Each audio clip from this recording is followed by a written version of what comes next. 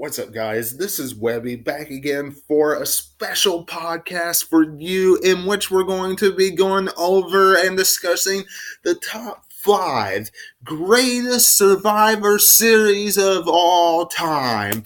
When we think about the Survivor Series, we think about the Thanksgiving night tradition, the Thanksgiving Eve tradition, the Thanksgiving week tradition, only on pay-per-view.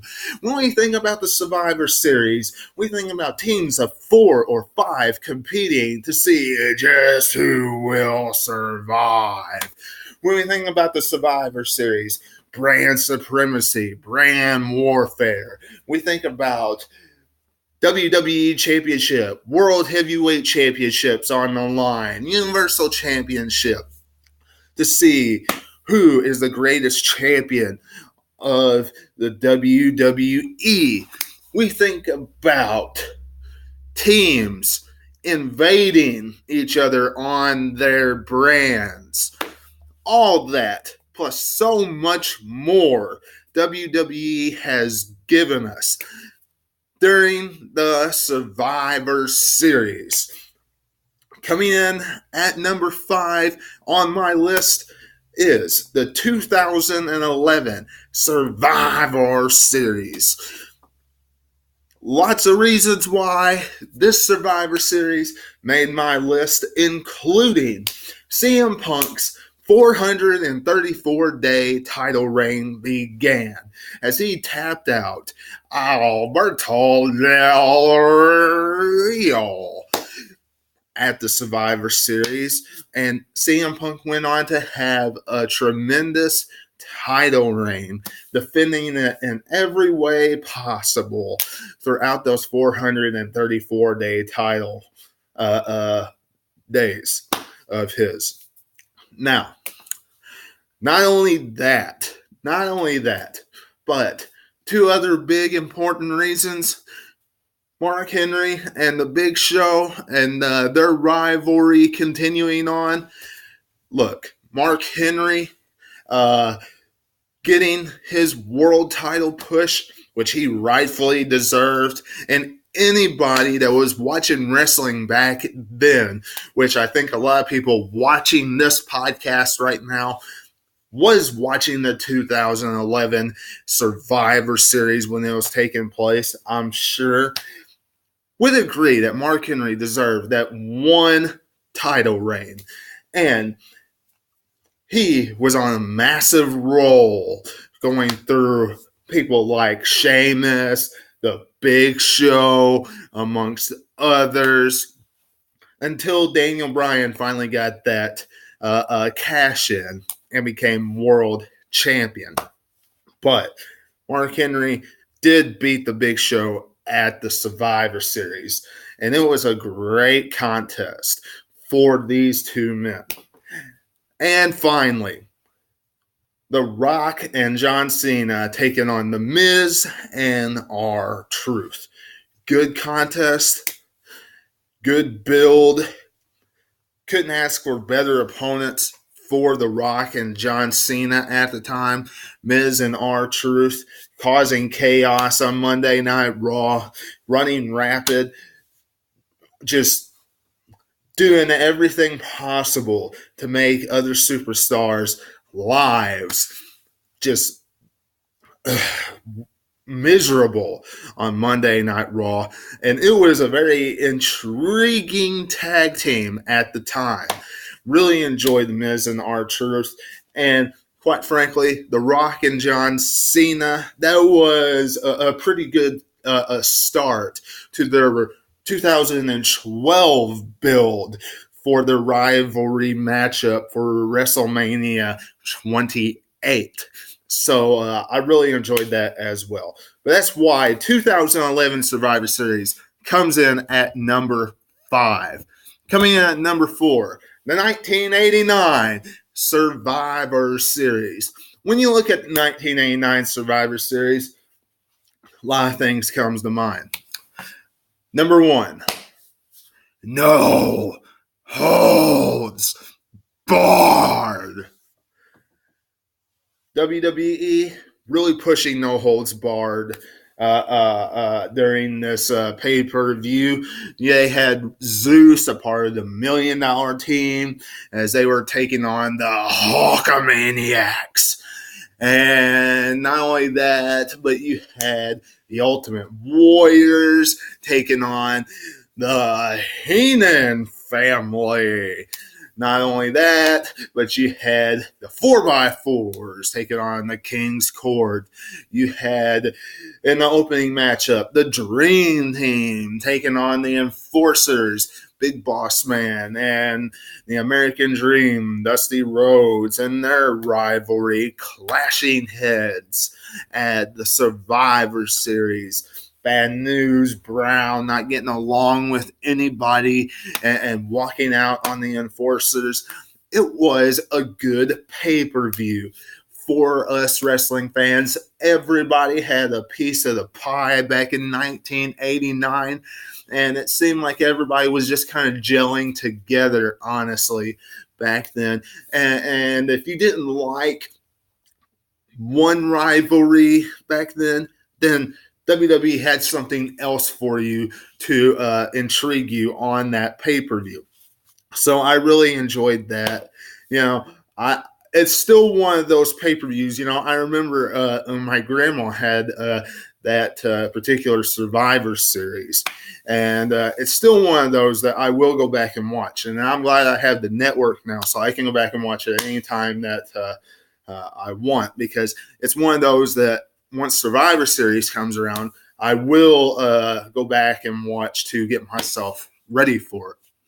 So, 1989 coming in at top 5. Coming in at number 3, the 2005 Survivor Series. Look at this pay-per-view. Look at it. Some of you might say some of the matches look a little weak. I look at it as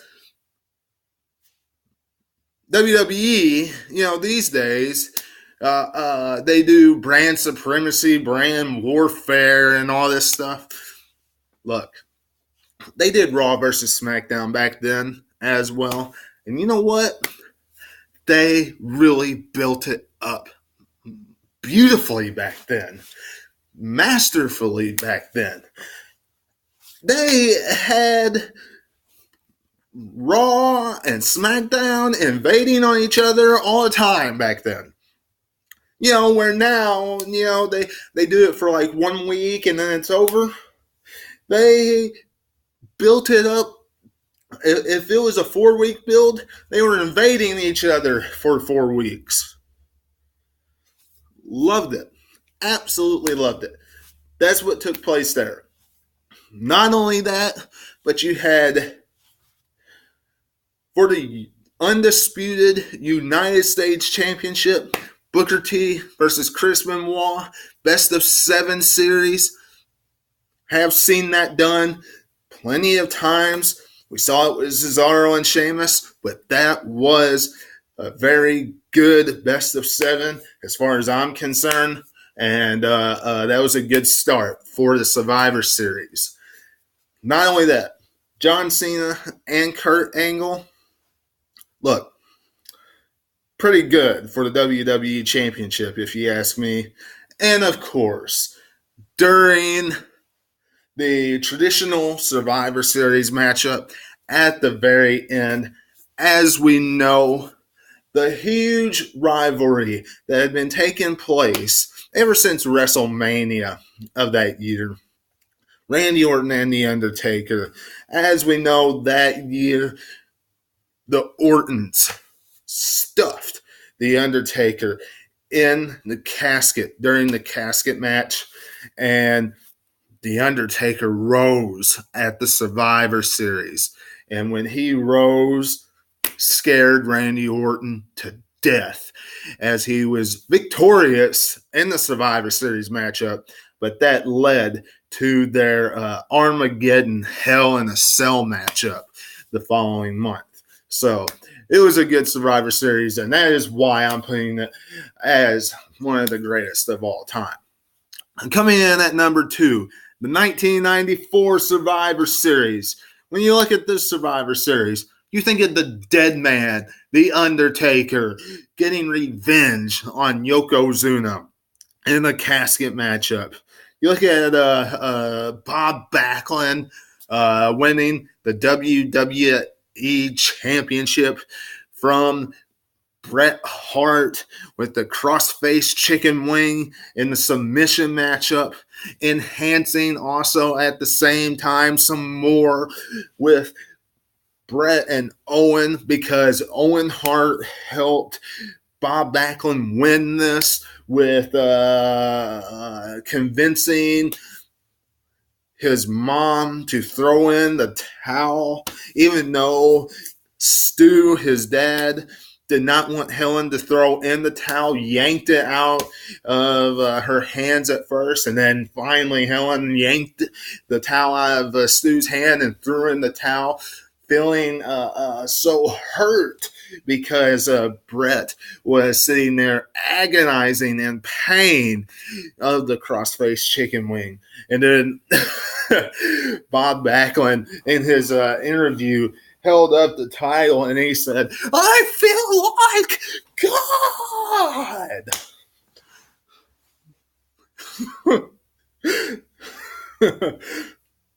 Well, he was something else back then. But yeah, Bob Backlund getting the title, and of course, the Undertaker part, and then of course the teams, Survivor Series teams facing each other. Now, some of you might say, "Well, I don't see how you can put this Survivor Series on there when you have things like the Jerry the King Lawler and all his little kings taking on Doink and Dink and Wink and Pink." But hey, look, outside of that, it was pretty good. Okay. And it also kept on enhancing Diesel's character as well, because very, very soon after he beat Bob Backlund for the WWE Championship in very, very, very, very, very quick time, as we all know. And finally, coming in at number one, the 1991 Survivor Series. When we think about the 1991 Survivor Series and all the controversy that happened surrounding this pay-per-view, a lot of controversy, a lot of things happened surrounding this pay-per-view. It was a great pay-per-view, if you ask me. You had Jake the Snake Roberts and Macho Man Randy Savage building their this Tuesday in Texas matchup, building their Saturday night's main event matchup, because that's what ultimately this Tuesday in Texas ran into, because of the snake bite and because of everything that was surrounding all of that. DDTing Macho Man numerous times, slapping Elizabeth, that all was surrounding everything. And the Survivor Series and their promos helped lead into all that. Not only that, you had the WWE Championship on the line as Hulk Hogan defended it against his gravest challenge, The Undertaker, in which The Undertaker tombstoned Hulk Hogan right into the steel chair and became the first time WWE champion. Captured it for the first time. Absolutely fantastic for him. Did have the help of Ric Flair, but that enhanced that story going into this Tuesday in Texas, where Hulk Hogan did recapture the gold, only to have it stripped off of him, and the undisputed WWE champion was crowned, and Ric Flair became the WWE champion at the Royal Rumble, which we all know is one of the greatest Royal Rumbles of all time. But all these reasons, plus LOD versus the natural disasters, LOD's Corner as their tag team partner, Big Boss Man, IRS, partner of the natural disasters. They were supposed to have either Macho Man or Sid Justice. Sid Justice was injured, and Macho Man got injured as well because of the snake. That was all that storyline. And the fact that Macho Man got injured, Jake the Snake Roberts got taken out of the Survivor Series matchup. And of course, Ric Flair's rivalry with Roddy Piper to open up the Survivor Series, in which you also had the Mountie and you had Bret Hart, British Bulldog, the Warlord, $1 Million Man, Ted DiBiase, Virgil, all of that. It was just an overall good pay-per-view. Couldn't say enough about that pay-per-view. It's one that you would go back and watch numerous times if you were a fan of the old school era in professional wrestling, WWE, back in those days. And I would highly advise you to go back and watch it if you have not seen the 1991 Survivor Series. And that is my top 5 greatest Survivor Series pay-per-views of all time. I hope you enjoyed this. If you did, leave me a thumbs up. Leave me a comment below. Tell me your top 5 Survivor Series of all time. Don't forget to tune in for all my reviews amongst everything else that I do right here on this channel. Subscribe and join me right here on my journey on YouTube, Facebook, and Twitter at 2007Webby. And until I see you again for Raw, SmackDown Live reviews amongst everything else, this is Webby, and I'll catch you on the other side. Talk to you later.